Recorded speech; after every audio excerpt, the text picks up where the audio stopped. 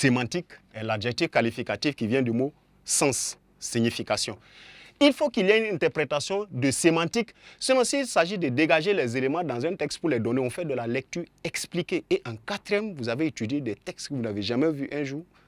Le professeur envoie le texte comme ça, mais vous les traitez avec brio. C'est de la lecture expliquée. Les interprétations sémantiques, là, vous allez voir qu'ils ont une particularité, c'est que c'est l'originalité personnelle. Donc, l'originalité personnelle. Voilà. Si ce n'est pas interprété, il n'y a pas d'originalité personnelle. Vous serez en train de surfer sur l'encodage de l'auteur. Et oui, le commentaire composé, son os, si vous voulez, son talon d'Achille, comme on aime le dire, l'épine dorsale, comme dans vos expressions, c'est l'originalité personnelle.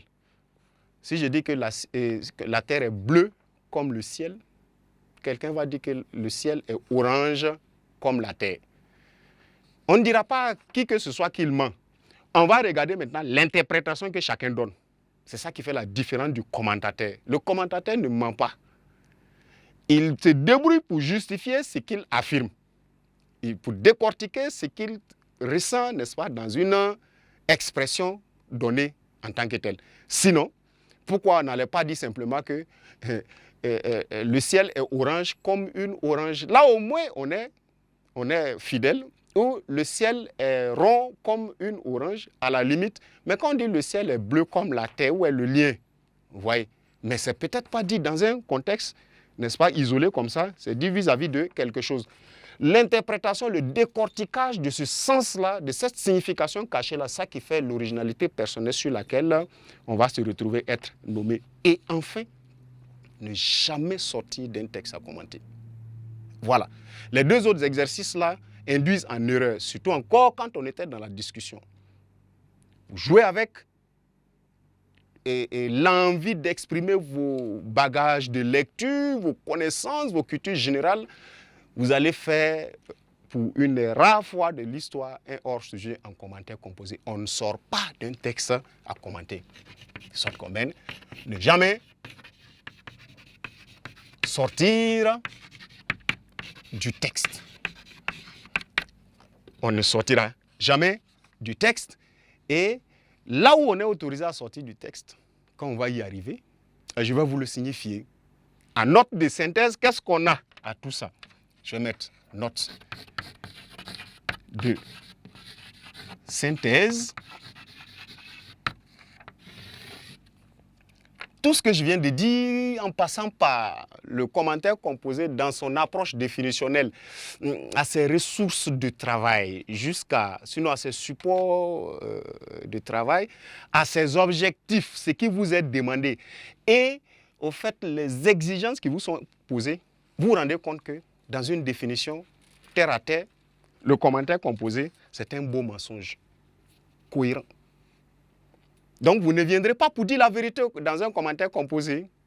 Vous prenez le texte d'un auteur pour dire ce que vous ressentez dedans, mais est-ce que vous étiez là quand il écrivait le texte? Non. Donc, la note de synthèse va nous permettre, dans une sorte de remarque, n'est-ce pas, que le commentaire composé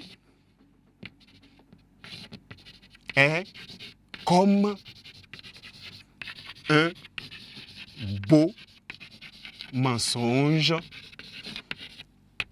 c'est-à-dire un mensonge, n'est-ce pas, cohérent. Voilà. Donc, quand vous avez ce principe-là en tête, vous n'oublierez jamais de vous perdre dans l'analyse d'un commentaire composé en train de rechercher, d'accord, en train de rechercher ce qui est le plus juste à dire.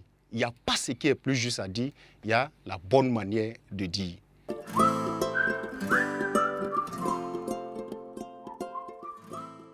Donc, chers apprenants, vous voyez, vous venez de découvrir, n'est-ce pas, le commentaire composé. Nous avons vu de façon globale, en séance précédente, dans le préambule, ce que c'est que français au bac. Précisément, on tombe sur le commentaire composé. Vous voyez ces exigences, sa manière de fonctionner. Et cette manière de fonctionner, elle n'est pas Elle n'est pas ex nihilo. Ça veut dire que ce n'est pas gratuit comme ça. Il y a une manière, il y a un code qu'il faut avoir. Apparemment, il y a un secret qu'il faut en avoir. Et vous allez vous rendre compte que, pour ceux qui sont en situation de classe ou pas, on vous a généralement dit que le commentaire composé fait partie des exercices le plus facile des trois, à savoir la contraction de texte, la dissertation et le commentaire composé, lui, entre les trois, que le commentaire composé est le plus facile. Justement, c'est parce qu'il est très difficile de faire hors sujet dans un commentaire composé, sauf si on a envie de faire un hors sujet. Parce qu'à priori, tu as des orientations proposées. On dit tu iras dans un premier temps à gauche, après tu iras à droite. Sur la gauche, tu ratisses tout ce que tu vas avoir comme outil de la langue. Après, tu iras à droite en ratissant tout ce que tu vas avoir comme outil de la langue, en expliquant toujours, parce que c'est toi qui les as envoyés, les outils d'analyse là, dans ton interprétation pour faire ressortir l'originalité personnelle. Et comme tel, regardez, à ses objectifs, tester les capacités de sixième sens, tester la qualité de maniement de la langue. Vous voyez qu'ici, nous sommes dans la connaissance des outils de la langue. Donc, tout ce qui se passe ici a un lien avec la connaissance des outils de la langue. Voilà pourquoi nous allons faire court. Ces outils, vous les connaissez pas mal, déjà on a la première, mais nous allons revisiter certains encore pour pouvoir mieux attiser, pour pouvoir mieux baliser le bagage littéraire qu'on a pour rendre compte d'un texte, qu'on vous a dit, littéraire, forcément riche, significatif en tant que tel. Regardez à ces aspects d'exigence. À ces aspects d'exigence, on parle du respect de la structure et de ses sous-structures, comment ils se composent.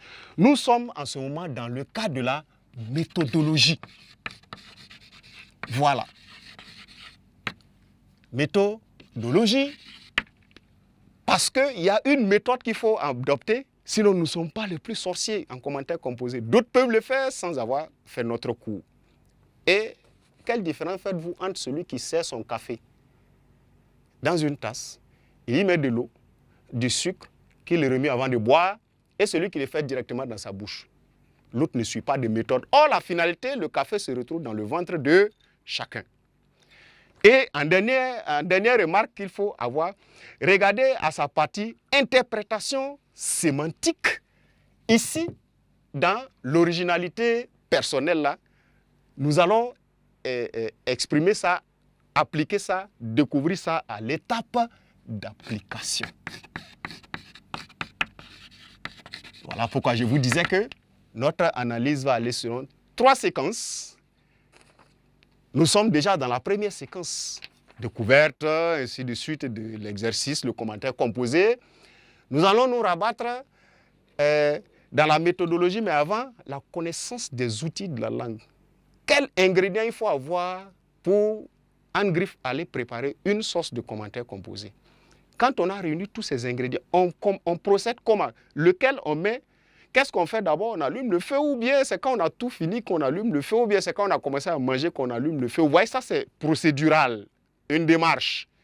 Nous verrons en méthodologie et en un exemple appliqué, nous allons voir comment on interprète sémantiquement une ressource dans un texte. Donc, chers apprenants, voilà qui est campé pour ce qui est de l'énigme qui pourrait se trouver autour de qu'est-ce que le commentaire composé. Nous allons aller maintenant avec la découverte des outils de langue nécessaires à la production d'un commentaire composé.